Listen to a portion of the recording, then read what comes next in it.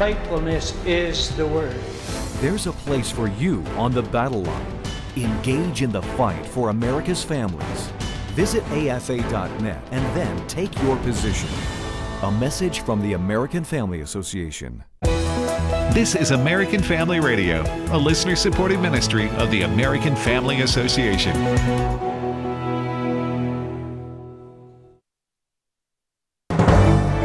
American Family News, I'm Rusty Pugh. Cleanup continues in Kentucky following a devastating tornado that killed 19 people. Garrett Tenney is in London, Kentucky, where residents were evacuated last night because of the threat of even more storms. Because they were so concerned that the winds would be strong enough to take all of these large piles of debris that are just lining the streets through here and turn them into projectiles that could create even more destruction in this already hard-hit community. Now, thankfully, they dodged a bullet, and folks here are once again back out cleaning up with a whole lot of help from volunteers, neighbors, as well as the wider community. It was real tough, and now we're just trying to salvage what we can. Take the best of it and move on. Because as long as you got the Lord and you got your life, you were good. This is just material stuff. It can all be replaced. It just takes time. Yeah. Lord's been with us this far. He ain't going to let me down now. After doing damage assessments, the National Weather Service now says the tornado that ripped through the Bluegrass State last weekend was an EF4 with winds that got as strong as 170 miles an hour. It was nearly half a mile wide at its peak, and it tore a path more than 55 miles long, killing 19 people, destroying 1,500 homes, and damaging more than 5,000 others. The fifth of 10 inmate escapees who fled a New Orleans jail has been recaptured as officials look into a climate that allowed the escape to happen. Louisiana Governor Jeff Landry says this is what happens when left-wing billionaire George Soros puts corrupt people into office. Look, the problem in Orleans is that years ago, George Soros showed up like Santa Claus and pulled out of his sack a DA, 6 judges, and a sheriff. That's the kind of what happens when you spend that type of liberal money and you disrupt the criminal justice system. Here's what you get: 10 violent inmates that escape from a jail. President Donald Trump and Defense Secretary Pete Hegseth announced the U.S. will soon begin construction of a Golden Dome missile defense system that they say will be a next-generation game-changer, protecting the American homeland from outside adversaries. I promised the American people that I would build a cutting-edge missile defense shield to protect our homeland from the threat of foreign missile attack. This design for the Golden Dome will integrate with our existing defense capabilities and should be fully operational before the end of my term. Ultimately, this right here, the Golden Dome for America, is a game changer. It's a generational investment in the security of America and Americans. A pro-Israel activist is concerned about the growing hatred and opposition to Israel by Western countries. Chad Groening has more. Israeli Prime Minister Benjamin Netanyahu was quick to respond when the UK, France and Canada issued a sharply worded joint statement condemning Israel's new military offensive against Hamas terrorists and called on Israel to stop its, quote, egregious new military actions in Gaza. The Israeli leader condemned the joint statement by posting on X, quote, by asking Israel to end a defensive war for our survival before Hamas terrorists on our border are destroyed, and by demanding a Palestinian state. The leaders in London, Ottawa, and Paris are offering a huge prize for the genocidal attack on Israel on October 7th while inviting more such atrocities. Gary Bowers, chairman of the Campaign for Working Families, and served on the board of Christians United for Israel. One of the most disturbing things that's happening in Western countries in recent years is this growing hatred for and opposition to the only Jewish state in the entire world. Israel is on the knife's edge, representing Western civilization in the middle of a part of the world in which death cults prosper. And Bauer says Hamas has declared war on everything Western civilization believes in. I'm concerned about Israel, but I'm also very concerned about the sickness, the illness, the cancer that is growing in the middle of the West because of what it says about our own ability in the future to resist the kind of evils that Israel has to resist every day. I'm Chad Groening. Well-known Christian author, teacher, and co-founder of Precept Ministries International, Kay Arthur, has passed away. She was 91. For American Family News, I'm Rusty Pugh. The political climate in America has changed. We've been given a reprieve, and we have to work together to take advantage of that momentum and effect even more cultural and spiritual change. We can rebuild America. The American Family Association is working to do just that, and when you join with your support, it helps maximize the impact. As our thanks, we'll give you a DVD of biblical financial advice from Rob West called Biblical Stewardship. Please visit afa.net and get started today. Welcome to Today's Issues, offering a Christian response to the issues of the day. Here's your host, Tim Wildmon, President of the American Family Association.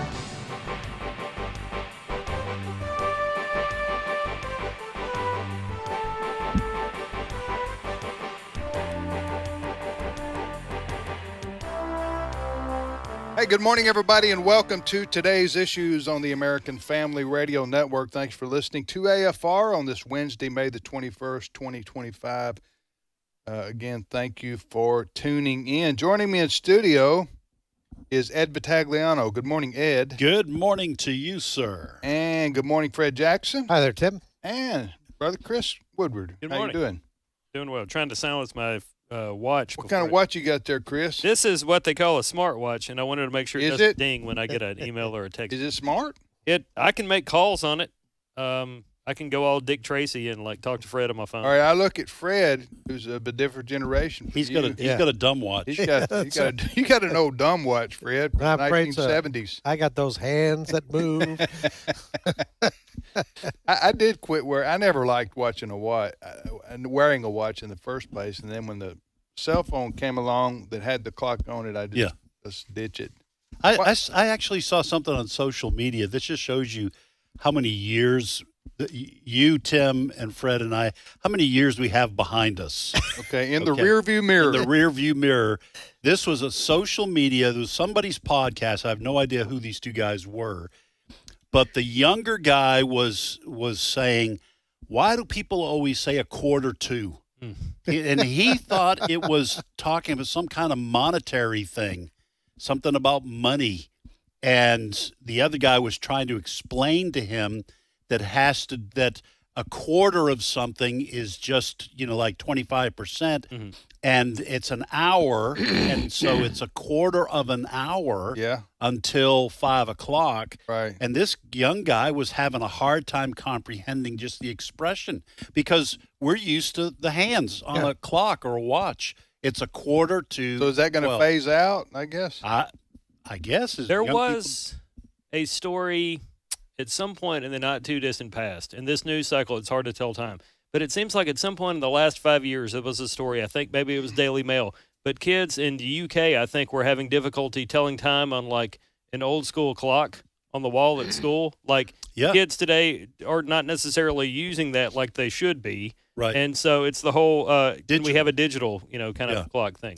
Are you serious? Yeah. I'll dig it up and share it. Well, I knew that cursive's going out of style. Yeah. Oh, yeah. The writing not form. even being taught cursive, which was a concern because the Constitution's written in cursive, and the original anyway, and the Declaration of Independence. Yes. The Five recently did a little segment a couple of weeks ago, maybe a month, where it was the Library of Congress was reaching out for people that could read cursive to come by and volunteer because they're having difficulty finding people that can read a text from long ago. Yeah. You get an original letter or something. Yeah. So, I mean, that's just what I'd heard, that they're phasing out cursive in a lot of schools. Yeah. Well. Not cursing. Plenty of cursing going on, but not cursive. No. Yeah, I found the story, and you can totally believe this, America, because the Today Show also reported it. British schools are replacing analog clocks because kids can't read them during tests. Some schools this is 2018. Some schools in the UK are reportedly ditching traditional analog clocks because students are not able to tell time during tests. Well, I got to take a stand right there. I just don't. That's just wrong. Yes. That's in the category of that's just wrong. Yes. You got to be able to tell a time off a clock on the wall. When people say we're doomed. You see that on social media. This is a symptom of that? Yeah. I see that all the time. Some story of someone doing something stupid, and then in one of the comments, invariably someone will say, we're doomed. Oh, Allison, my wife will do that after she goes in a store sometimes. She'll come out and she'll say, we're doomed. Between the other customers and the employees, we're gone. We're pretty much doomed. We're doomed. We're doomed. All right. So, again, thank you for joining us on this most optimistic Wednesday here on today's issue. Where it's almost 1:15. That's right. We're getting there. We're getting there. All right. So this is we appreciate everybody joining us on the program today. What is the first story, Chris? Well, this was something that Fox and CNN and others were talking about just a moment ago. President Trump yesterday, inside the Oval Office, announced or unveiled a plan for a, quote, golden dome to protect the United States from long-range missiles. This would be similar to the Iron Dome in Israel. But President Trump says it's going to be about $175 billion. They plan to have this in place and ready to go by the time he leaves office, if not before then. And, oh, by the way, we're going to help our neighbor to the north, which he is often referred to as our 51st state. Clip 1. I am pleased to announce that we have officially selected an architecture for this state-of-the-art system that will deploy next-generation technologies across the land, sea, and space, including space-based sensors and interceptors. And Canada has called us, and they want to be a part of it. So we'll be talking to them. They want to have protection also. So as usual, we help Canada do the best we can. So we'll be talking to them. They want to have protection also. So as usual, we help Canada do the best we can. Did he repeat himself? He did. So was he being a wise guy? No, there? he was very polite. He did not make a 51st state. No, it was reference. a dig. That's what it sounded like. That was a dig at Canada. That's what that was. Did you misunderstand that? Well, I listen to him again. Go ahead, play it again. I am pleased to announce that we have officially selected an architecture for this state-of-the-art system that will deploy next-generation technologies across the land, sea, and space, including space-based sensors and interceptors. And Canada has called us, and they want to be a part of it. So we'll be talking to them. They want to have protection also. So as usual, we help Canada do the best we can. So we'll be talking to them. They want to have protection also. So as usual, we help Canada do the best we can. Yeah. Fred's a Canadian. Moved down here. He's a Canadian American. Listen. So what about that, Fred? Listen, number one, it's true. Canada has depended on the United States, especially when it comes to the northern tier, anything coming over the North Pole. Okay. All right? That's in place. Several years ago, I took a trip. I was asked to do a profile of, I was on a Canadian fighter jet. We took off out of Comox, British Columbia. They have a detachment of fighter jets there, northern part, Vancouver Island. And the pilot happened to be a former trainer of mine when I was in the military. Because you were in the Canadian Air Force. Correct. We took off, and within a few minutes, he says, we're now going over to Colorado Springs. Colorado Springs, and this is back 30 years ago or more, controls when it comes to defenses, controls the northern tier, United States and Canada. Canada's military is very small, very small. In fact, they're still using F-18s up there, and they've been negotiating for years. And so it doesn't surprise me at all. And by the way, of course, the dome system is going to involve Canada, because the United States is not going to wait until a missile gets to Montana to take it down. Hey, it's coming over the border. Time to initiate. I mean, tariff on it. Trump was having some fun yesterday, but the reality is Canada, for years and years and years, has depended on the United States as a major wall of defense. Yeah. Okay. So, but there's no shock in that. I was just saying two things can be true at once. Everything you just said is true, but he was also getting a dig in. Oh, I don't know sure. if it's the tariffs or what it is that he's Canada's a burr under his saddle. Am I right? Yeah. For some reason, he wants to say that. But the big story and the main story is the Golden Dome that he announced, which is going to provide for the United States and Canada, if it is implemented and it successful works right, it will be a shield against incoming missiles. Yeah. That would at least from far away, like the intercontinental ICBMs. Right. This is something, of course, intercontinental ballistic missiles that many people remember President Reagan talking about. Yes.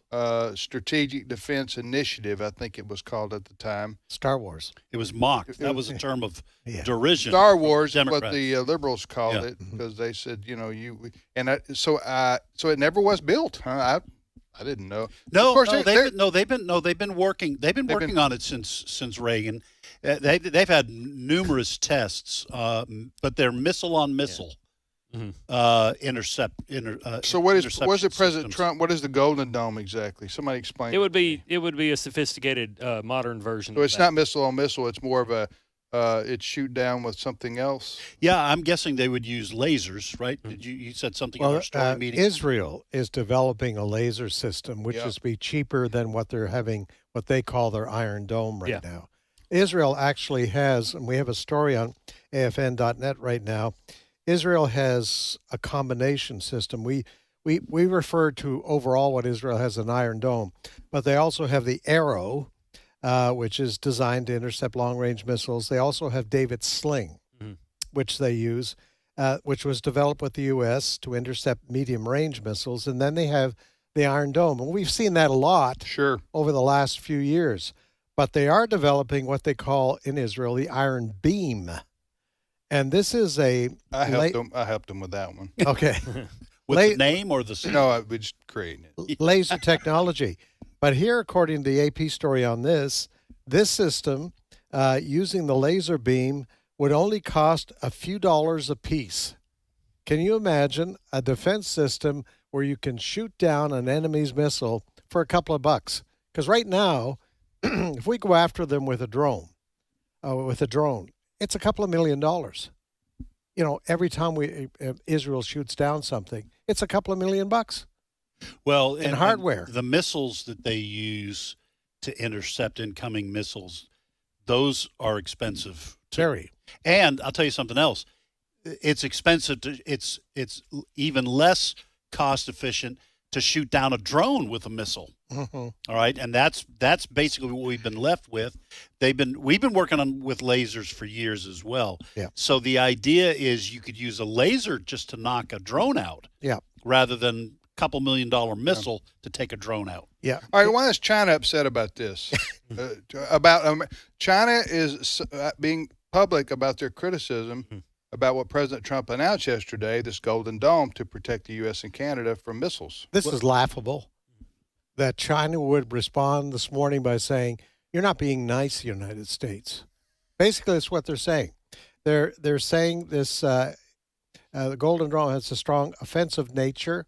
I'm quoting here from China, has, quote, a strong offensive nature and violates the principle of peaceful use in the Outer Space Treaty. That according to the Chinese Foreign Ministry. As if China wouldn't do this themselves. Right. They're often accused of stealing our intellectual property. Yeah. So don't be surprised if you hear Beijing have a knockoff. And here's the thing. The idea has been that, yes, the major world powers can put stuff up in space, but it should generally be for defensive purposes only. Mm-hmm. The problem with that is that all three of the major world powers, maybe beyond that, I don't know, but the United States, Russia, and China also have, and we all have them, anti-satellite capabilities. Mm-hmm. So you put a satellite up in space and you say, well, this is just for defensive purposes, keep track of troop movements, to discover if someone's launched an ICBM, okay? But there is also anti-satellite capabilities where there are small missiles on these platforms that can be used to take out your opponent's satellites to blind them. Yes. Okay, because a lot of our military systems will not work without having satellite guidance.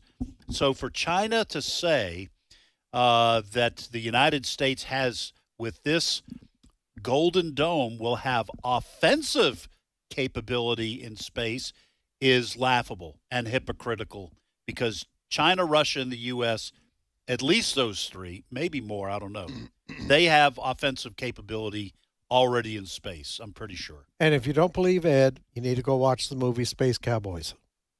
I've got that recorded, I think. You need to go seriously watch. on my home. Yep. At home. Yep. I haven't watched it yet. Yep. But so I think what China's really upset about, honestly, is that because they issued a press statement saying they could make the missiles cheaper and send them to us. The missile defense system that would knock out their missiles, they could make them and ship them to us. Yes. But the tariffs, right, interfering with that. Right. So. I think American missiles ought to be made by Americans. That's what I'm talking about. That's what I'm saying. Yeah, that isn't exactly a Trump dialect you got there, but yeah. So anyway, in all seriousness, well, kudos to our military and to the all those who worked on this, and President Trump announcing yesterday the Golden Dome. Next story. Big beautiful Golden Dome. I do want to just say this one thing, that Israel had the Iron Dome. Yeah. And President Trump is saying ours is going to be better and bigger and made of gold. We're not going with iron. We're going with gold. Yeah. They do make gold diamond. All right. There was an exchange yesterday between Secretary of State Marco Rubio and various senators over issues including the deportation of Kilmar Armando Abrego Garcia. He's the quote Maryland father that was wrongfully deported to El Salvador. Kilmar Armando Abrego Garcia. I'm not that guy that's going to go Kilmar Abrego Garcia. I'm not going to do. You're not going to do that? No, because I can't. Okay. But two, back to the story here. I've got some audio from Secretary of State and Rubio and Senator Chris Van Hollen. Before you do that, excuse me, is this the fella who's been in the news so much who we sent to El Salvador that the Democrats are screaming bloody murder over, saying he shouldn't have been sent? Correct. Is this the same person? It is, and that is the person. Is that what we're about to hear? Is that what the discussion we're about to hear is about? Yes. Okay. The gentleman that is arguing with Secretary Rubio is Senator Chris Van Hollen. He's the Democrat from Maryland who went down there to try to, quote, rescue him because his due process rights have been violated. Right. Clip 8. I have to tell you directly and personally that I regret voting for you for Secretary of State. I yield back. May I respond? You may sit. Well, first of all, your regret for voting for me confirms I'm doing a good job based on what I know. Well, that's just a flippant statement, Mr. Secretary. Can I respond, Mr. Chairman? You may. I didn't ask. Senator, please let the Secretary have I'd be happy to, but then I can respond to his. Your time's up, Senator, and willfully used, I might add. Well, your remarks do not represent the view of this committee. We deported gang members, including the one you had a margarita with. And that guy is a human trafficker, and that guy is a gangbanger, and the evidence is going to be clear. In the days to come, you're going to see who you went to defend. Senator, I'm sorry, please, Mr. Chairman. Secretary Rubio has the floor. Mr. Chairman, he can't make unsubstantiated Senator, comments like that. Secretary Rubio has the floor. You've had Secretary your time. Rubio should take that testimony to the federal court of the United States because he hasn't done it under oath. Here's another point, okay? No judge in the judicial branch cannot tell me or the president how to conduct foreign policy. No judge can tell me how I have to outreach to a foreign partner or what I need to say to them. And if I do reach to that foreign partner and talk to them, I am under no obligation to share that with the judiciary branch. So there. It went on. Okay, but we had to get it down. I wish I could high five Marco Rubio right now. Absolutely. That was outstanding. You know what was funny is that he was Senator Rubio. Yes. He knows the rules in the Senate. Yes. So once the Democratic senator yielded back, Marco Rubio knew what the rules were. So as soon as he was being interrupted, Marco Rubio appealed to the chairman and said, "Can I finish talking?" And he cleaned the floor with him. When our dog goes to the bathroom on the floor, and I grab some paper towels and wipe it up, that's what Marco Rubio just did. Wiped the floor. Is that what wipe the floor means? That might have been. I really didn't need that graphic. That might have been inappropriate. Y'all remember that time Ed told the story about his First of all, dog? You gotta love live radio. If your dog does that more than 2 times, Right. you need to find that dog a new home, probably. I'm just saying. I apologize for those who were offended. Yeah, that's okay. By my description of how I felt of Marco so- Rubio's performance. so- Bathroom humor from Ed Marco Vitagliata. Kitchen floor humor. Secretary of State Marco Rubio there doing an outstanding job. He was. responding. I mean, the attacks on him were brutal. There were several heated in that hearing. In that hearing, several heated exchanges. We do have another if you want. What are they mad at him primarily about, you think, the Democrats? They're trying to they're using this as a political stunt to try to fundraise and try to get back into the Senate. It's just it's just TDS, Trump derangement syndrome. Yeah, what's interesting about Maryland and this senator, Chris Van Hollen, now he argues that Garcia's due process rights have been violated. But during that same situation where he was saying, I'm going over there to rescue this man and get him back home to his family, I did interviews with people in Maryland who claimed that, like, their school system was violating their due process rights, and all these other Marylanders claiming my due process rights have been violated, and you didn't hear a peep out of this guy. But it looks terrible because you're going overseas to get a guy who shouldn't even be here in the first place because he's illegal and therefore shouldn't have due process. What's his name, Chris? Kilmar Garcia. Oh, I think they go by Abrego, don't they? Well, they could, yes. Kilmar Armando Abrego Garcia. Okay. What's the acronym? I hate when people do that. I do too because it sounds pretentious. But anyway, easier just go AOC. Yeah. Or Speaking with the LBJ Spanish, or JFK or speaking with a Spanish accent sounds. No, the people in broadcasting who are not from there trying to do that sounds to me fake. All That's right, my opinion. fake Nobody- news. Yeah. Next story, Chris. Well, we could do another clip from Rubio if you you mean want. his sparring? Yes. Who's he sparring with now? Tim Kaine, the guy that Hillary Clinton wanted to be her running So mate. Marco Rubio's just in this room and kind of like maybe like I don't know, Tom Cruise. He just taking on all comers. Is that right? Is that what's going Yes, on here? pretty much. Okay, so who's coming at him now? Tim Kaine, Governor Senator Tim from Kaine. Virginia, Democrat. Correct. Yes. All right, here, let's hear that. Clip 9. Statutory phrase says you are entitled to entrance as a refugee if you demonstrate a well-justified fear of persecution. No, I you're mean, not entitled, So you're can allowed. you have a different standard based upon the color of somebody's skin? Would that be acceptable? Well, I'm not the one arguing that. Apparently you are, because you don't No, like the fact that they're I'm white, just and that's why asking they're you to coming. say that would be unacceptable. Well, no, That I would say that seem the to be United States, a very easy the thing United to States say. has a right to pick and choose who they allow into the United Even States. based on the color of somebody's skin. No one's. You're the one that's talking about the color of their skin, not me. These You're are people whose refusing to farms were being acknowledge burned that down it and they were should be killed because of the even-handed. color of their skin. Well, Because they were- Well, you've demonstrated enough because you think anyone should be allowed into this country for any reason because they met a certain Who has criteria. said that? We are going to prioritize people that come into our country on the basis of what's in the interest of this country. That's a small number of people that are coming. But in you that said particular you said case. this weekend that But there in would other be more. cases, it's harder to vet. In other cases, it's more difficult. And by the way, the United States admits people every year. 1 million people come to this country every year legally. 1 million. And people now a year come to this there country is legally. one group No of other people country in that the have world an is nearly as easy generous. pass into this country. For the first time,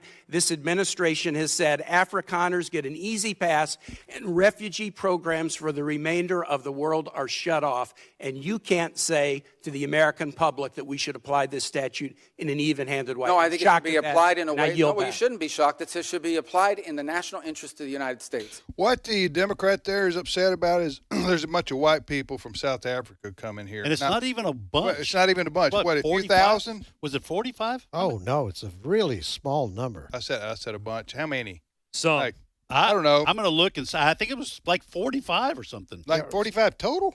Yeah, it's very More small. than that. Very small. It's more than that, I think. But anyway, They've lost their minds. He's trying to play the race card. Yes. 59. Okay, 59. 59 white South Africans, and the left has lost its mind. Yeah, what it is going on there, the Trump administration let these people appeal under political asylum, right? Yes. Yes. Because they were being persecuted because of their skin color in South Africa.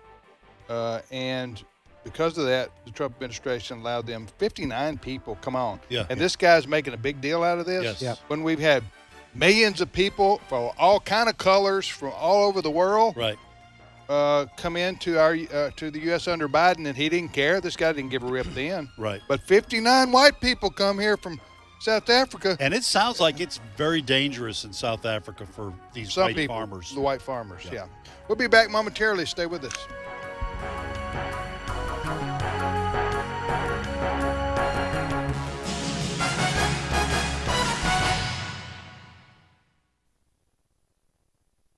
It's my turn.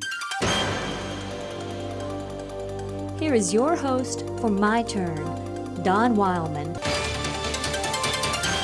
Not everyone who says to me, Lord, Lord, will enter into the kingdom of heaven, but only those who do what my Father in heaven wants them to do.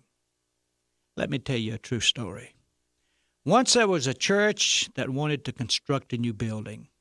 Inquiring around as to who they could get to do a certain job in that construction, they were given the name of a certain man. The officials of the church called the gentleman, asked him if he could do the job, and settled on a price.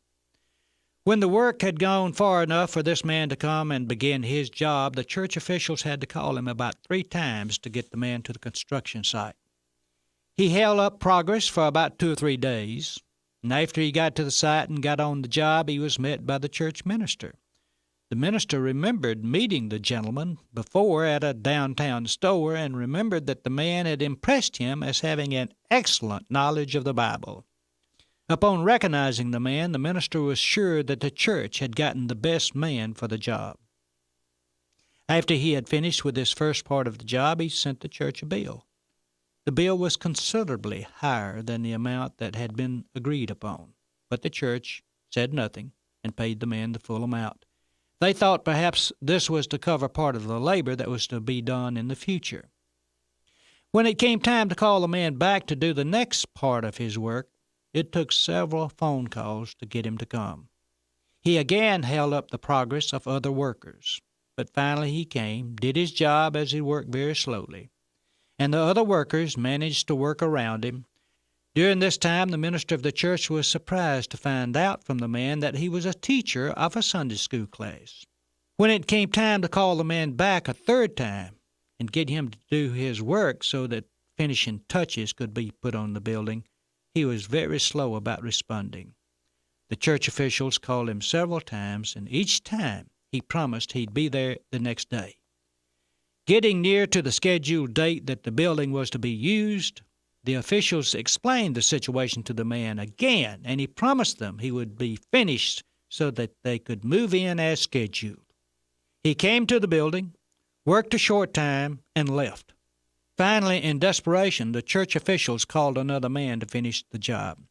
They postponed their date of occupation of the building, since it was apparent that the inefficiency of the first man meant the building could not be occupied on the scheduled date. Now, the second man who came to do the work evidently didn't know much about the Bible, didn't teach a Sunday school class, cussed nearly as much as a sailor, and smoked like a garbage pit. But he came promptly when he was called. He worked quickly and efficiently, stayed overtime to speed the progress, and presented the church with a very reasonable bill. A week after the scheduled date, the building was occupied. The first man happened upon the job just prior to occupation, saw what the other man had done, what he'd been hired to do, went home, and sent the church another bill in an amount far more than that agreed upon. Not everyone who says, Lord, Lord, but he who does. That's what the Galilean said. Now I have a question for you to ponder, and it's this. Which one of these fellows came nearer to living what the Galilean taught?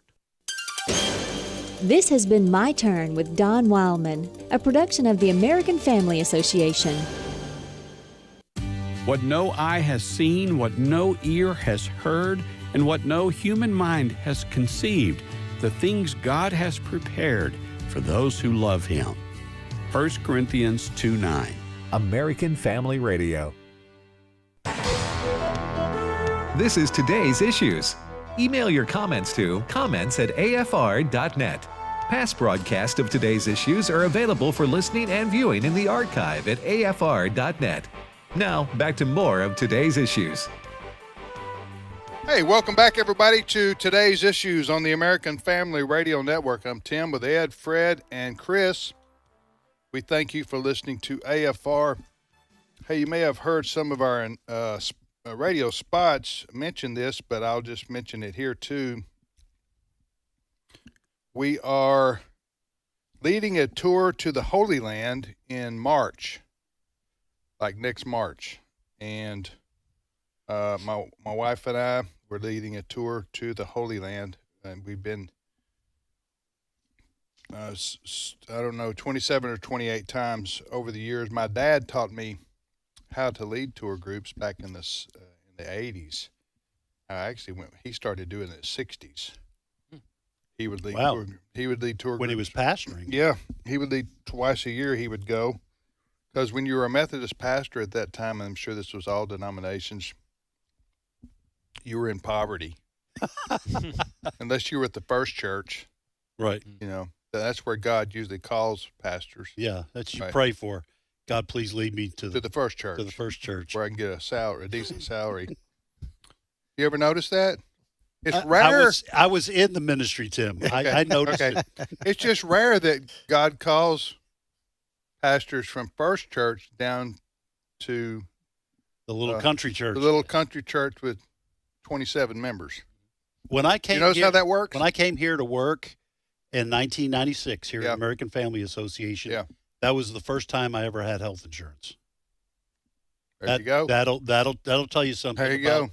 The people who, for the most part, are pastoring your churches, folks. Yeah. In a lot of cases, that's they don't anyway. So, but seriously, my dad didn't. My dad was very entrepreneurial, even though he was a pastor.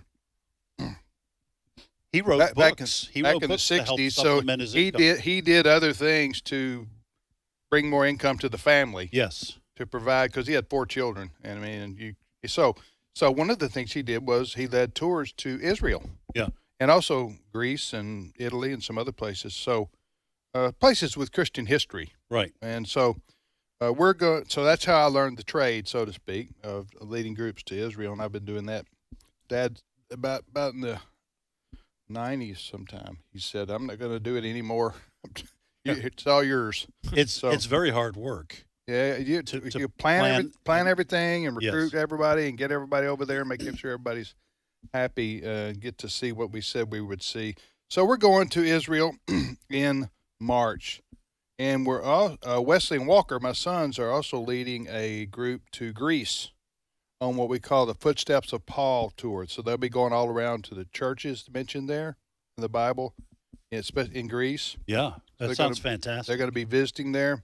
So there is a slight price discount if you want to do both, if you want to go to Israel and to Greece, because the tours are back to back. Yes.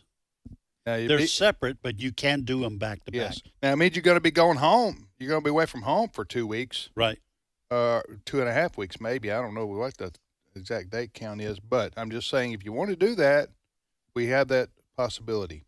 So, again, in March, it's the Footsteps of Paul tour and the Holy Land tour. So if you want to read all about this and see the price, the itinerary, and everything about it, go to wildmongroup.com. WILDMON group.com, not MAN. Right. Not MAN. You go to wildmangroup.com. I don't know where you're going to get go. yourself in trouble. Your IT guy might pay a visit. It would. Some pro wrestling site, probably. I don't know. I don't want to know. You'd be lucky if it's a pro I know. wrestling site Otherwise, nowadays. it's very inappropriate. Yes. Wildmongroup.com, WILDMON group.com for all the information on those tours. And we've got a few seats left for our Spiritual Heritage Tour of Washington, D.C. And Colonial Williamsburg. Those 2 tours in September. Just a few seats left on those tours coming up in September. All right, Tim, Ed, Fred, and Chris here. And did we wrap up what were we talking about? The Rubio and the Senators. Yeah, we're done with that. Rubio and the Senators. It's a group in the 60s. It is. Who's next? What's the next story, Chris? What about this Biden cancer story? Can we talk about that a minute? The Biden cancer story. Who's got that? Well, we Steve have got that. some Biden. I have a Biden clip, but it's on the whole Democrats put themselves in political turmoil by picking him to begin with. That's the soundbite that I have. Okay, so let's talk about this for a moment. We talked about it yesterday, but some more is coming out on this story. Former President Joe Biden, you may have heard by now. You probably heard by now. He and his spokesperson announced a couple of days ago that he had been diagnosed with, help me out here, An aggressive form of prostate cancer. Prostate cancer, and it had metastasized in his bones, and that is unheard of today, because as Fred shared his personal experience. And all of us men, I don't know when I started doing this when I was 50. I'm 62 now. You get a PSA test when you go to the doctor. You go to the doctor once a year, as everybody listening to me should. You go to the doctor once a year and you have an annual exam. You have a physical. They do blood work. Everybody should do that. That's just common sense to protect your health and to catch something that is preventable if caught in time. And this is the situation, Fred. Mm-hmm. How can a fella as important as a senator and then a vice president and now president, former president Biden, for 11 years he didn't have a PSA score to detect prostate cancer? That's and the first you learn about it is you're at what do you call this? Stage 4. Stage 4. I mean, how does this even happen, Fred? Well, there's two things. Either what you just said, that we're quoting from, that he hadn't had a test since 2014. That's either that is true, or that they've been lying to us, that he has known about this. But because he was going to run for a second term, they've decided to keep it quiet. So one of two things are true: that a gross negligence on his part, on his doctor's part, for not, his doctors, as a vice president, as a president, it would be the natural and normal thing to say, Mr. Vice President, Mr. President, we need a blood test and we're going to include a PSA test in there. Well, you don't even, that would be normal. You don't even have to. I'm not even sure you have to make that a separate thing. They have a blood panel test. Yeah, that includes lipids and all that kind and of all thing. that. But that would be the normal thing to do. So I am shocked. Joe Biden, would have to tell the doctors, no. I know. I don't want to know. I don't want that test.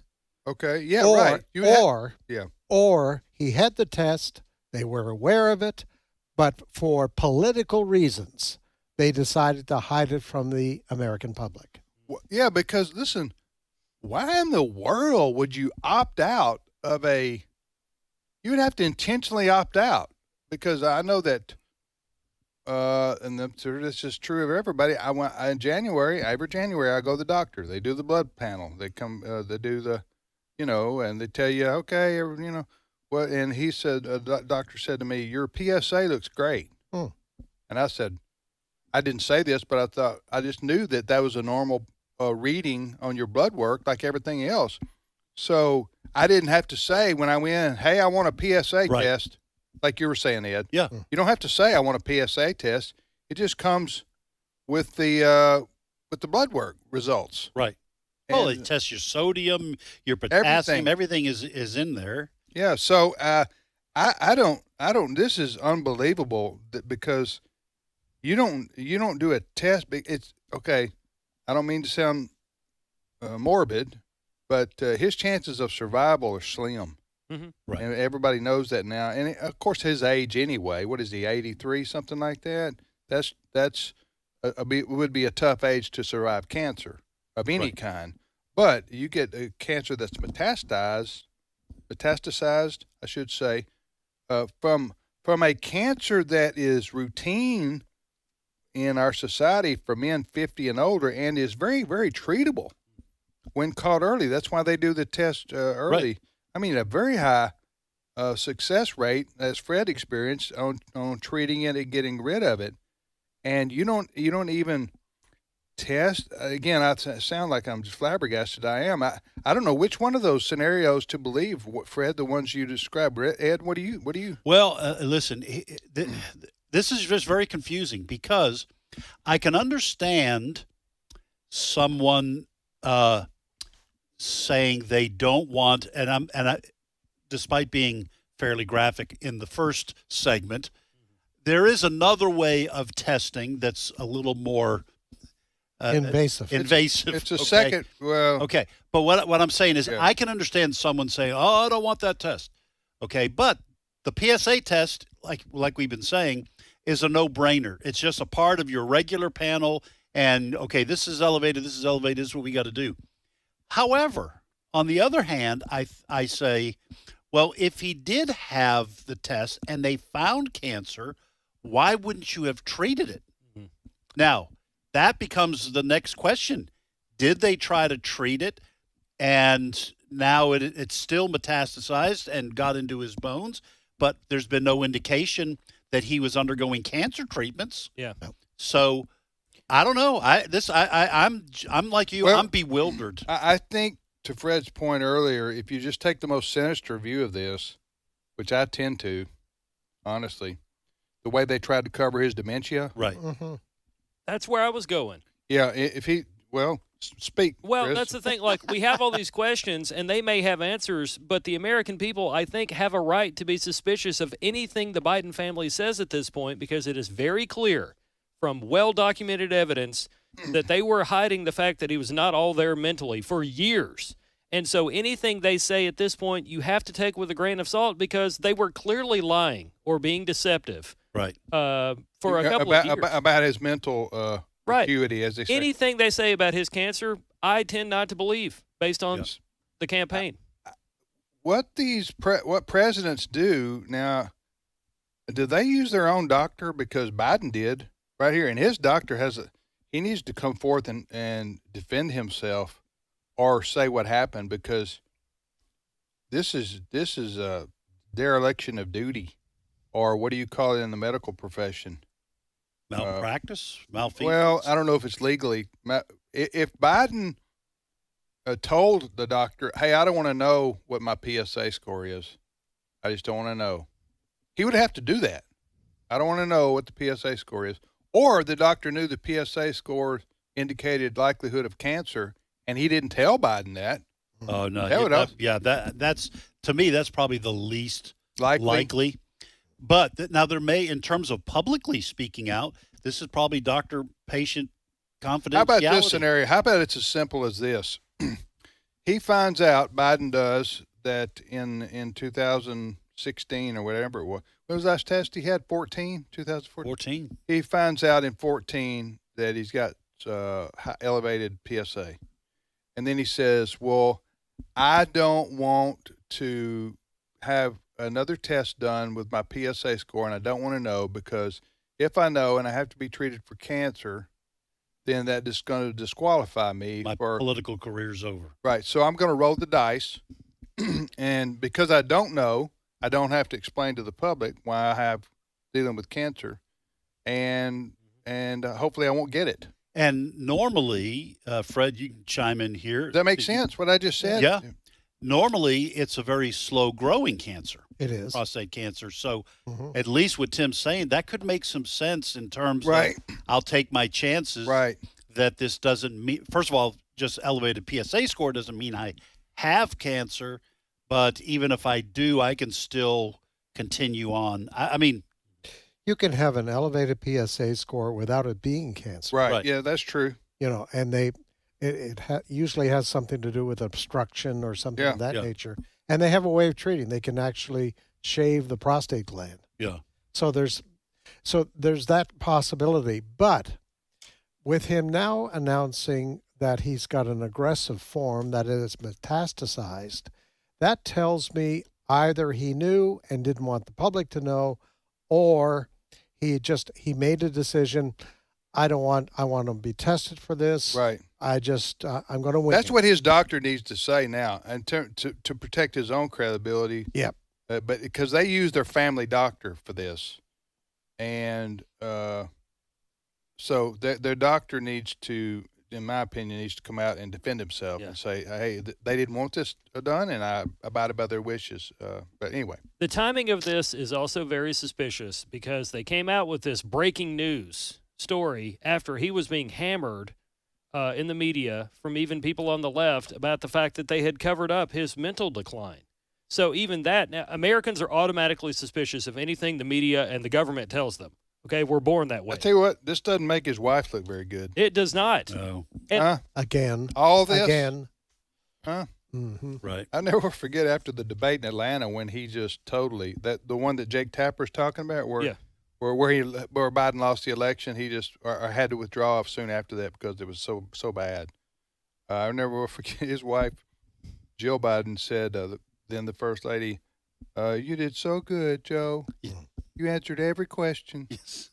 It was like a third grader. You told the truth. She was getting a third grader off the stage. Yeah. You know, that's what it sounded like. It sounded like she talks to him like that on a regular basis. Right. And which is how you do talk to somebody who's fading mentally in life. You know, they're getting older and they don't fully understand, don't hear. You don't want to upset them. I don't want to upset them. So anyway, next story, Chris. Well, I want to mention this.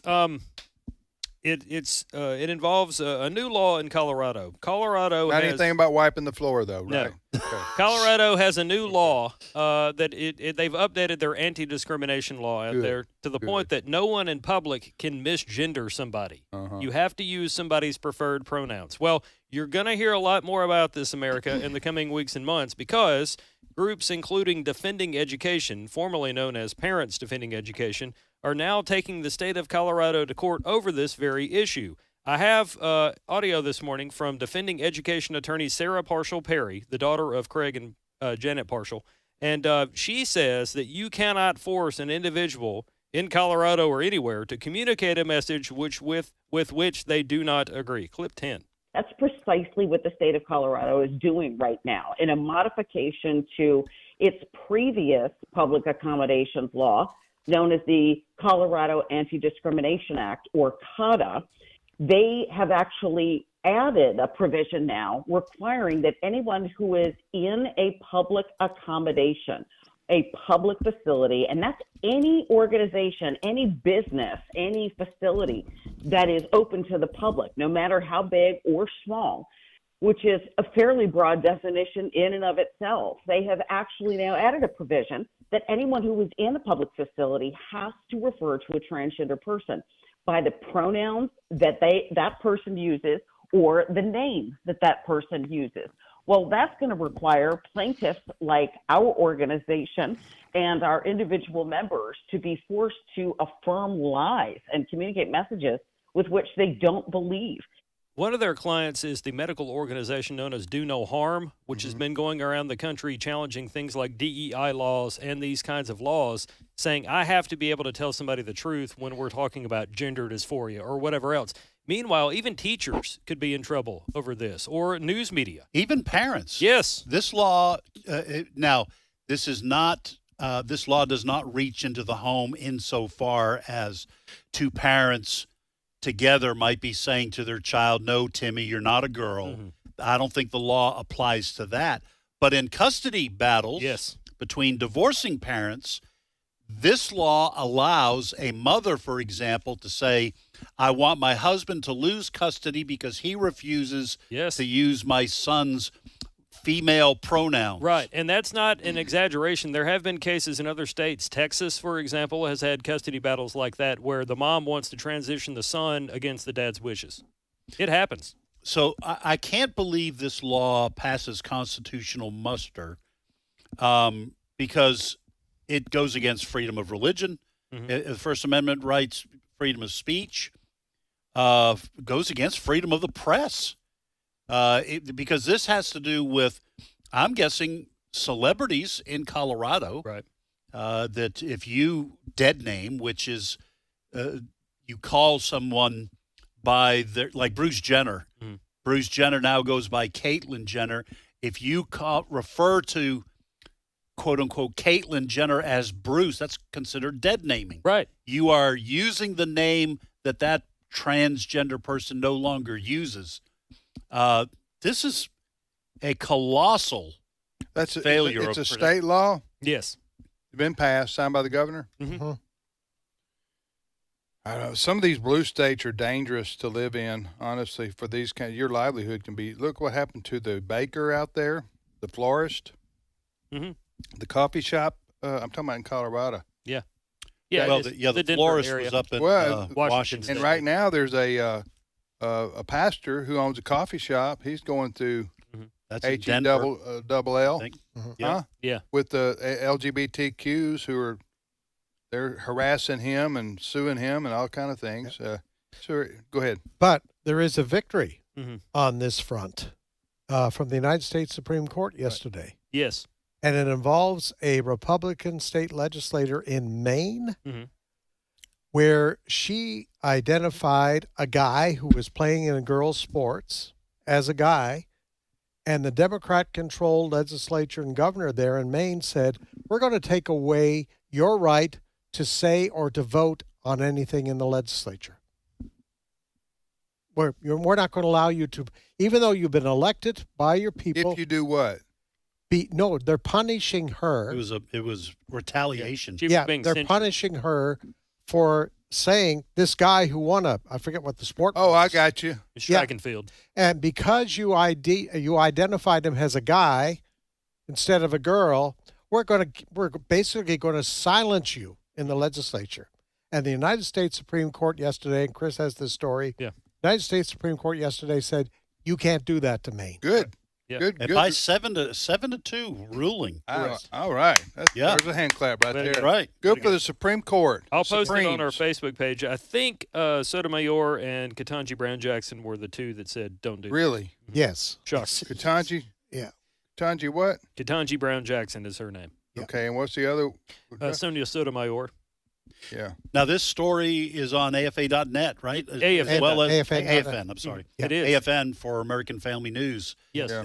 I don't mind doing a commercial every once in a while, quickly. Yes. But tell our listeners, if they're not familiar with AFN, they can get these kinds of stories once a day. We don't swamp their email inbox. Yes. So AFN.net is the website for American Family News. You hear us at the top of every hour on this station and many others now. About 100 non-AFR stations also air our top-of-the-hour newscast. But AFN.net is where those stories and a whole bunch more end up being published as news articles. So do visit AFN.net. Look in the right-hand corner of the page, top right-hand corner of the page. You can click that button and you will subscribe to our free daily email news brief. We don't share or sell your email address. Once a day, you're going to get an email from us with 5 or 6 stories to keep you and yours informed.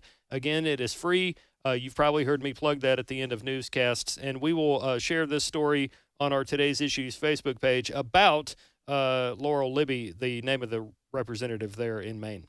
You know, this seems to be a favorite tactic of the Democrats.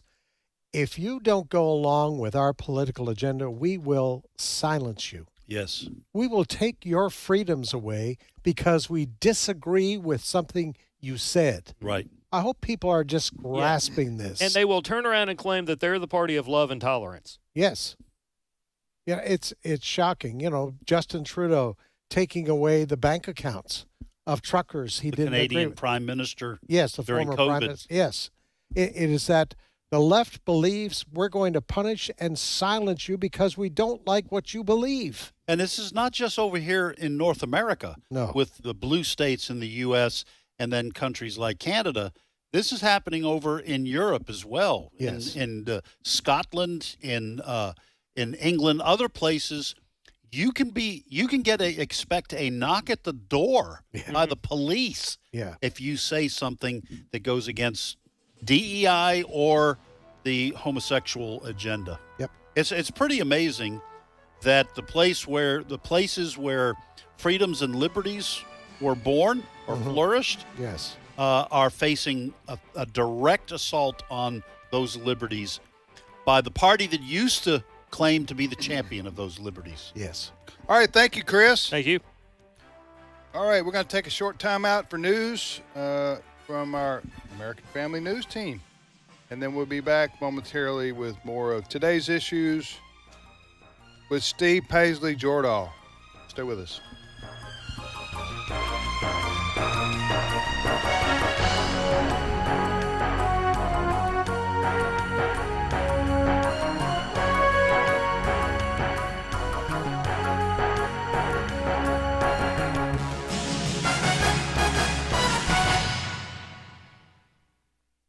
The views and opinions expressed in this broadcast may not necessarily reflect those of the American Family Association or American Family Radio. Faith, family, freedom. American Family Radio. If God could speak, what would he say?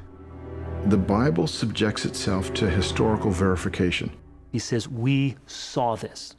We go to the Bible wanting to hear what the living God has to say to us.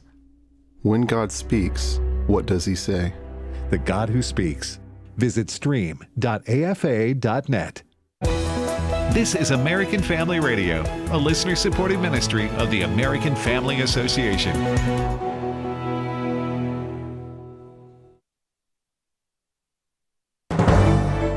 American Family News, I'm Rusty Pugh. A New Jersey congresswoman is in court today facing charges of assault on an ICE officer.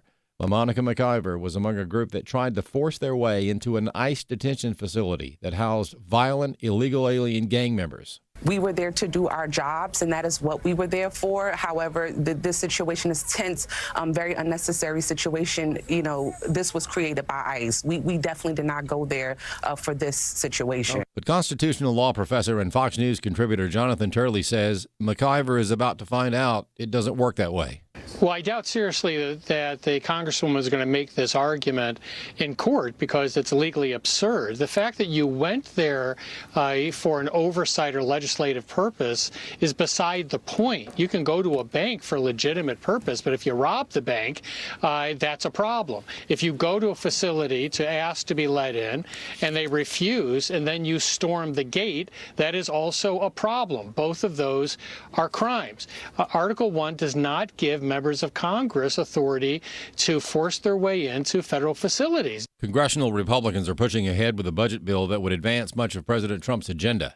The House Rules Committee took up the bill early Wednesday morning as GOP members hope to get a vote on the bill as soon as possible. Chad Pergram on Capitol Hill with the latest. Everyone wants to know when the House may vote on the big, beautiful bill, but some GOP skeptics are closer to getting on board. But Fox is told other problems erupted overnight. That is typical when trying to finalize a bill of this magnitude. One of the most vexing issues has been SALT. That's a tax break for state and local taxes. There was a deal for an expanded SALT deduction. Conservatives worry about a pay-for, but New York Republicans say it's essential for their votes. New Orleans police making multiple arrests Tuesday in relation to the 10 inmates who escaped jail last week, including a maintenance worker who was allegedly involved in helping them get out of the jail. Louisiana Attorney General Liz Muriel says they are doing a thorough investigation of the facility to see if anyone else helped the inmates get out. We are continuing to vet all leads related to the internal staff and organizational structure, policies, procedures, culture at the prison. You know, all of these things contributed to what happened that day. Many Americans across the South are breathing a sigh of relief after a second round of severe weather did not meet expectations following earlier storms that left devastating impacts. Garrett Tenney has more from hard-hit London, Kentucky. A lot of prayers of gratitude from folks here after officials ordered a mandatory evacuation because they were so concerned that the winds would be strong enough to take all of these large piles of debris that are just lining the streets through here and turn them into projectiles that could create even more destruction in this already hard-hit community. Now, thankfully, they dodged a bullet, and folks here are once again back out cleaning up. Colorado is being taken to court over its new anti-discrimination law. The law aims to protect people identifying as the opposite sex and how they are addressed into Colorado's anti-discrimination law. Attorney Sarah Parshall-Perry of Defending Education says that is a problem. We're suing as an organization and on behalf of two of our members who themselves run parents' rights organizations as well. Not only are our members impacted, but their members are impacted as well. So we're suing in conjunction with an organization called Do No Harm, which is doctors, medical professionals who are critical of gender ideology. While this is a Colorado law, Perry says this could have national implications. You cannot force an individual to communicate a message with which they do not agree. Anyone who is in a public facility has to refer to a transgender person by the pronouns that that person uses or the name that person uses. Well, that's going to require plaintiffs like our organization and our individual members to be forced to affirm lies and communicate messages with which they don't believe. I'm Chris Woodward. For American Family News, I'm Rusty Pugh. This weekend on The Stand Radio, staff writer Matthew White joins us to talk about Memorial Day and the estimated 1.1 million fallen soldiers we remember. But the number is really much, much greater than that, because that doesn't take into account the spouses, the children, the families that are left to live the rest of their lives with that loss. The Stand Radio, Saturdays at 4 and Sundays at 8 p.m. Central on AFR. Today's Issues continues on AFR with your host, Tim Wildmon, president of the American Family Association.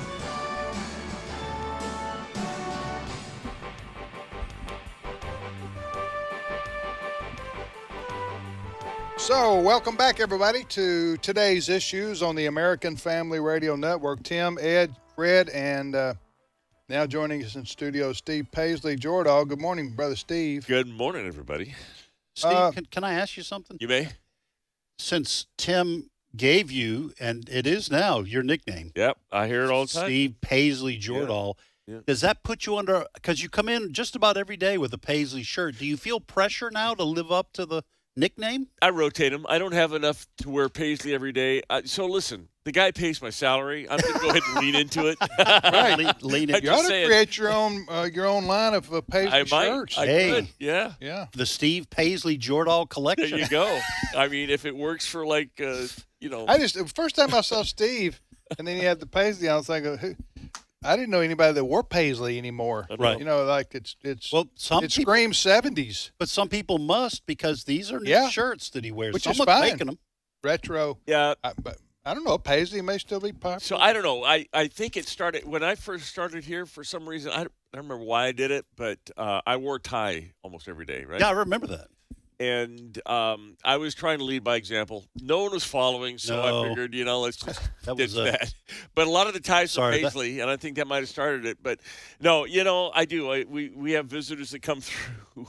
We have visitors that come through the studios every so often. They call you, and they do. Yeah, they do. Go ahead. If you're trying to lead by example, wearing a tie, that was kind of a fool's errand around here. Well, we try. We do our best. As Tim said, in the wake of COVID, when everything was relaxed, our dress code relaxed here.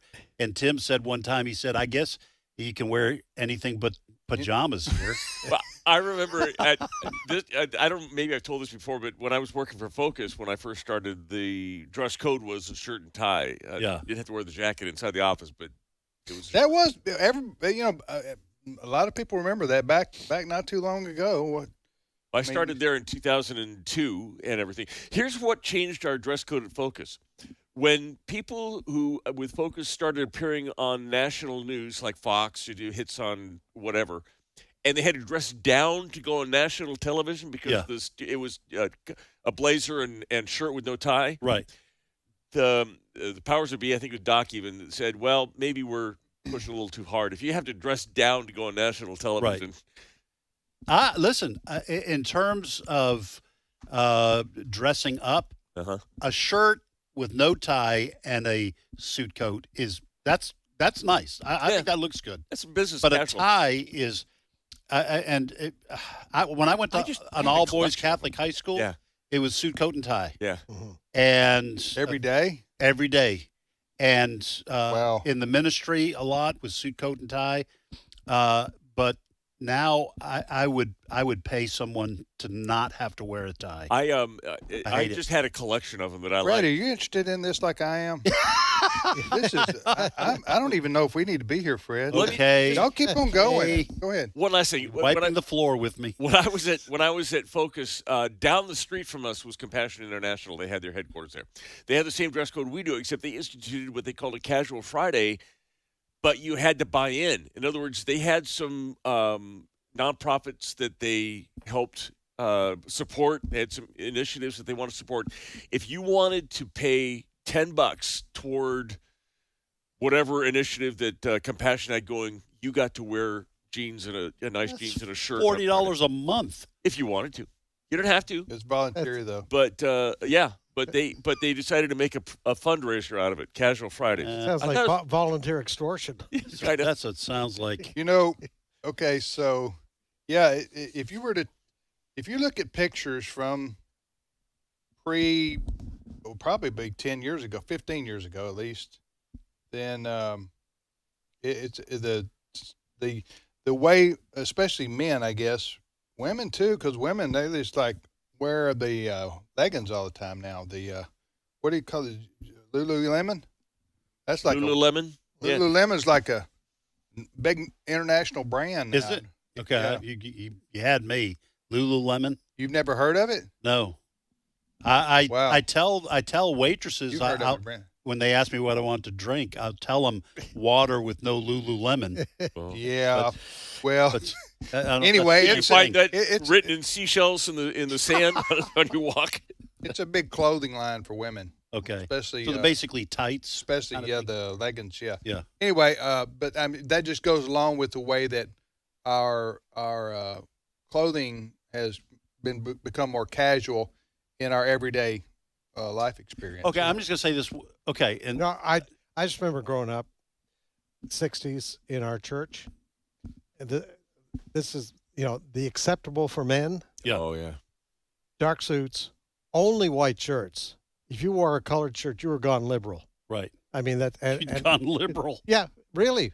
It was only white shirts, and it was really pressing the envelope when a pastor came in the pulpit with a blue shirt with a tie on. Oh wow. Oh yeah, in the 60s. It was 60s. It was really different. strict. Yeah. Do you remember watching like baseball? You didn't go to church back then, right, Ed? I did. You really I did. didn't because your family weren't Christians. No, we didn't go to church. You ever seen pictures of people attending baseball games in the 50s, like Major League Baseball games? Suit, coat, and tie, Suit and a tie, hat. And a cigarette. And a beer. That's I don't know true. if he maybe didn't have beer, but Let me just say this one thing, and then we probably should move on. I got some more fashion commentary. My wife. This just shows to me how the dress code has degenerated, and I fully participate in it. Is that my wife will sometimes we're leaving the house, and she does the leggings. Now she has a long top. They're probably Lululemons if you'll ask her. And she'll walk out, and sometimes she'll say, "Oh my goodness, I still have my slippers on, my house shoes on." And she goes in and changes, and when she comes back out, I go, "How are those not slippers that you're wearing? They're the things they wear on their feet." I go, "That's a slipper." She said, "No, this is not. That was I took off my house shoes. They're flats. They're flats. Or baby mama shoes, what I call them. Huh? I don't even know what that means. Baby mama shoes. I'll explain it to you later. All right. Okay. Listen. Can I, one other thing, Yeah. and then we'll finish Okay. this up. 'Cause But this what is really fun. changed among men, a lot of men, not all men, but the switch from the tucked-in shirt to the untucked shirt. Yes. And I think that was a big breakthrough in the human race. I do too. Because Fist bump. Because you can come to. If I were dressed like I am right now with my shirt hanging out, which you guys, everybody but Steve does, and you were to come in 20 years ago, you'd have been sent home. Yes. It was against the dress code here. You looking like a slouch, like you've been on a 3-day drunk or something. You know what I'm saying? My dad would have been sent me home. My dad, of course, he passed away a couple of years ago at age 85. But of course, he was a pastor. Yeah. And grew up in the 50s, born in 1938, grew up in the 50s, and then 60s became a pastor. So he didn't always wear a suit and tie. And a suit and tie, yes, for preaching on Sunday morning. Right. But during the week, he would often wear a tie with a short, maybe a shirt. Hair to work. And he wore a tie almost every day, didn't he? Yes. Yeah, he did. He wore a tie almost every day. That's where we parted ways. Okay, that's when I'm not like my father because I hated ties. I do. I hate them. I hate them. So ties now and suits are only reserved for graduate, maybe. No, not even graduation. Well, I went to the wedding. A funeral or a wedding? Yes, I went a couple of weeks ago. One of our coworkers, his daughter got married. Yeah. I went to that, and I had a suit, coat, and tie on. Yeah, Did you have to perform the? No. Okay. No. Last comment on Okay, go. A little bit of it has to do with necessity, the untucked thing. Back in the 50s, most men were svelte enough that to wear a shirt, tuck it in wasn't an issue. Right now, sometimes it's hard for me to tuck a shirt in. Right. It just Join us, Steve. Yes, I know. Join the movement. All right. Hey, Come over to the dark side. Go. We've got some sad news to report. Yesterday, Kay Arthur, the Bible study woman who did precept Bible study, passed away, 91 years old. The family is going to have a private memorial service, but it will be live streamed. Details will be out forthcoming. Kay Arthur passing away yesterday. Private live streamed. A private memorial service. You won't be able to go to it, okay. So but you will be able to watch it on. I got you the because she was a wonderful lady who God reached down and I met her on several occasions over the years. You probably did too, Fred. Yes, sir. And her ministry was based out of Chattanooga. Precepts for Life, I think. Precepts Ministries. Living. Precepts for Living, I think. Okay. Anyway, she her Bible study, which was it was used by particularly women all over the world. I mean, it was extremely popular. Kay Arthur, and so what age was she? 91. 91 years old. Mm-hmm. I probably met her 30 years ago for the first time, and so sad news. But we know where she went. Right. She went to heaven, straight to heaven. I used to hear her speak at National Religious Broadcasters, their convention, and she would often speak at the Israel breakfast that they had there because she was a strong supporter of Israel. In fact, if I remember correctly, she did some of her videotaped Bible studies in Israel, in Jerusalem, has a backdrop to it. So much respect, much love, lady in the Christian community. Yeah. Also, should mention probably that in Congress, Democrat Representative of Virginia, Jerry Connolly, has passed away. Sitting representative, ranking member of the House Oversight Committee, has passed away. I'd never heard of him. Well, and also Doesn't mean anything. yesterday, George Wendt, Cheers. who is Cheers. He was Norm Peterson. Yeah. Oh, on the TV show, the sitcom Cheers. Mm-hmm. They say these things happen in 3, which, now I feel a little more comfortable today. Yes. But yeah, so Norm. What happens in 3? Deaths. Celebrity deaths. Is That's that true? What they say. Oh. I've just heard that. That's what they. Well, you can't question they. No, they are always right. Yeah. Next story. All right. The Department of the Federal FDA, Food and Drug Administration, has released some new protocols for the COVID vaccine. So you will remember that during the Biden administration and the pandemic, the Biden administration put out what Fred and I discussed yesterday are requirements. I told Fred they would have had to tie me to a chair and literally force the shot on me. So how can you call it a requirement? Then he reminded me, well, you lost your job in the military if you didn't take it. So anyway, the requirements under the Biden administration have been loosened now, and they are no longer recommending or requiring COVID vaccines for anybody under 65 unless you're a young person with a disease or condition that would contribute to COVID being more fatal to you or more detrimental to you. And so they have rolled that back. I talked yesterday to Dr. Peter McCullough, who's with the McCullough Foundation, who's kind of been at the forefront of looking at this vaccine. And I got to tell you, what he said shocked me a little bit. And I'm going to play a little bit of this. Dr. McCullough will be testifying today in about 2 hours. I thought you were going to say Dr. McCullough will be tested. Testifying. Then you said effying.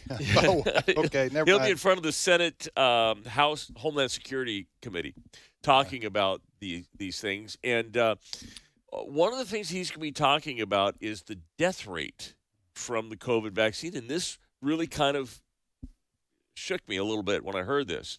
So apparently the vaccine, not only because we've been hearing stories about it causing heart murmurs and myocarditis, sometimes some brain blood clots and that kind of stuff.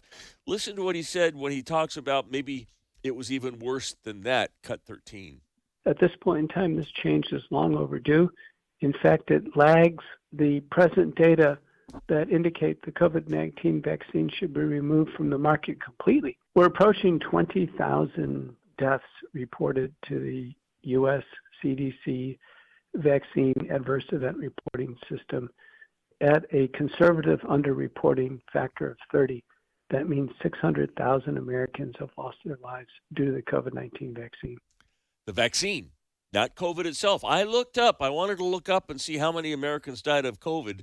And according to the statistics that are kept officially, it was 1.1 million. I wanted to run that number by Dr. McCullough yesterday after I talked to him, so I didn't record this part just to do a fact check on it. Because I wondered if some of the deaths from the vaccine lumped in with the deaths from COVID. This is what he said. Anybody that had COVID and died, you could have been shot in a robbery. If you had COVID, it would have been listed as a COVID death. So the numbers that are official statistics of COVID deaths, the 1.1 million, are vastly, according to Dr. McCullough, vastly over-reported. The deaths from the vaccine are vastly, according to Dr. McCullough, underreported. The numbers by his count, 600,000 dead because of the vaccine, 100,000 dead because of the actual virus. So those are numbers that Dr. Peter McCullough has come up with. Is he going to be using those in testimony today? He will be. So those are numbers. The 600,000 that he says was the actual number of those who died because they got the vaccine. Yep. Reactions to the vaccine, etc. And then the 100,000 dead because of COVID, that is a number that he's pared down the estimates of those who died from COVID because of the overinflation that of those numbers that had been used by the U.S. government and others in the media. Now, I am relying on him for the degree of representation, but I think it's fairly commonly known among conservatives, certainly those who have been looking at this, hospitals got more money from the government if you died of COVID. And a lot of people that went in mysteriously got COVID once they got to the hospital. Because they were paid by the government to treat people in the hospital because they had COVID. Right. So if you said they had COVID. Now, look, this is tricky, what we're talking about here, because a lot of hospitals with good people in it. But the fact is, those are businesses. Hospitals are businesses. And if the federal government is holding out money to you to say, if you have someone in your hospital, you're treating them, we're paying the hospital, whatever it was, $15,000 a pop or whatever. I don't know what it was, but that is hard to turn down. And the drug companies also were funded by the government, taxpayers, to do this too. So a lot of money. So I'm guessing that Dr. McCullough, and we've had him on tons of times across American Family Radio since COVID. I talked to him a lot, Yeah. So we will find out about how these numbers are treated after he is I'll be testifying. We'll be watching the testimony today. By the way, that is shocking. If that's true, 600,000 dead because of the vaccine, 100,000 dead because of COVID. That would be in the U.S. In the U.S. That would be stunning. That's what he's saying. All right. You talked earlier in the show. I heard you guys talking about the cover-up, the Biden cover-up. Possible cover-up. Possible cover-up. Yeah.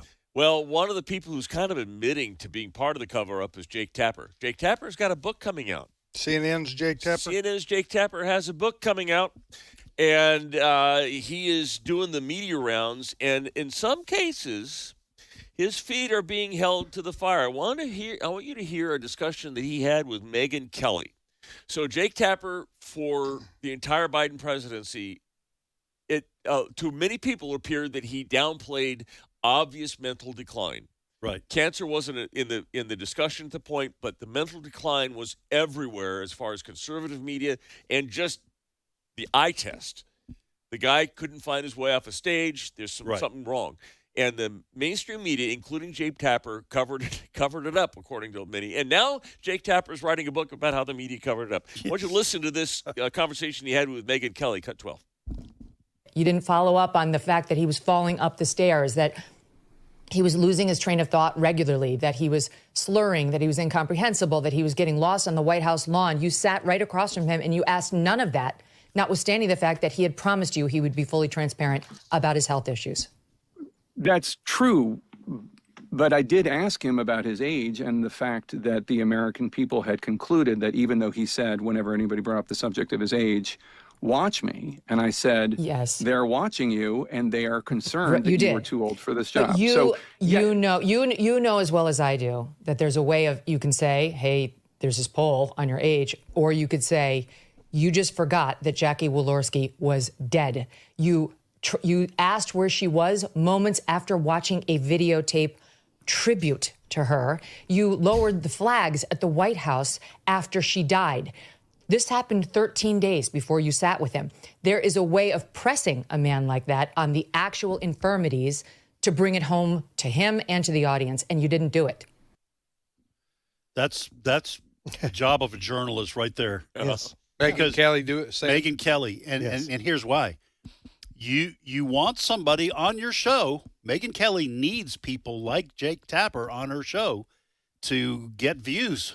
It's a podcast. It's a podcast. Yep. So a journalist runs the risk, is always in that tight spot of saying, if I press Jake Tapper too far, he's never coming back on my show. Okay, but if I don't press him, I'm not doing my job. Yeah. And she passed the test Several times. He said to her, well, I knew you were going to be asking me these questions. Yeah. Sure he did, because he went on her show because he has a book to sell. Yes. And I don't blame him. You know, when you have a book to promote, you've got to go on shows that are conservative and liberal and in between. You're trying to promote your book to as many people as you can. Yeah. Megyn Kelly has a huge following on her podcast. So that's the reason Jake Tapper went on there. Jake Tapper from, again, CNN. But listen, all these people knew, including Joe Scarborough from Morning Joe, and he was saying this is the best.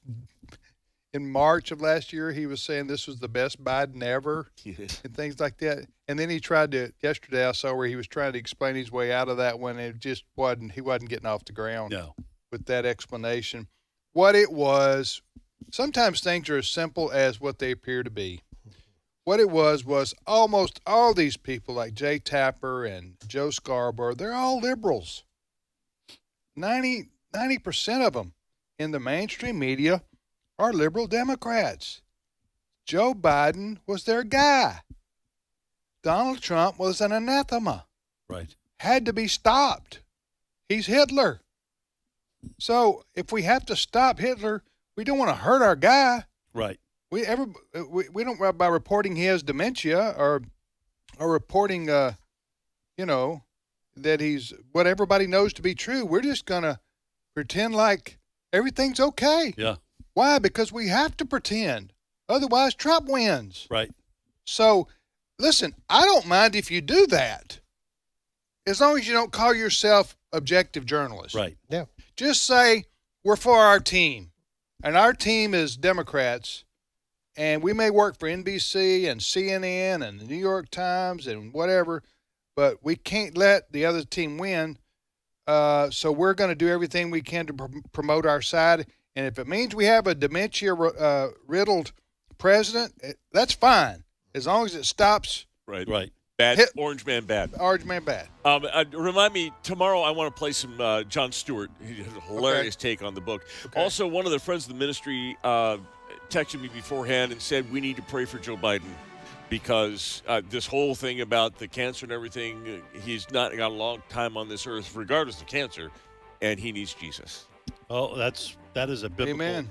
Biblical but we'll ask approach. our listeners today to say a prayer for Joe Biden, former president. Yep. All right. Thank you, Steve. My pleasure. Thank you, Ed. Yes, sir. Absolutely. And Fred, appreciate it. You bet. Thanks to Chris Woodward. We didn't have a guest today, did we? So Brent Creeley, our producer. Thank Brent. Thank you for listening, everybody. Keep listening to American Family Radio. We'll see you back here tomorrow.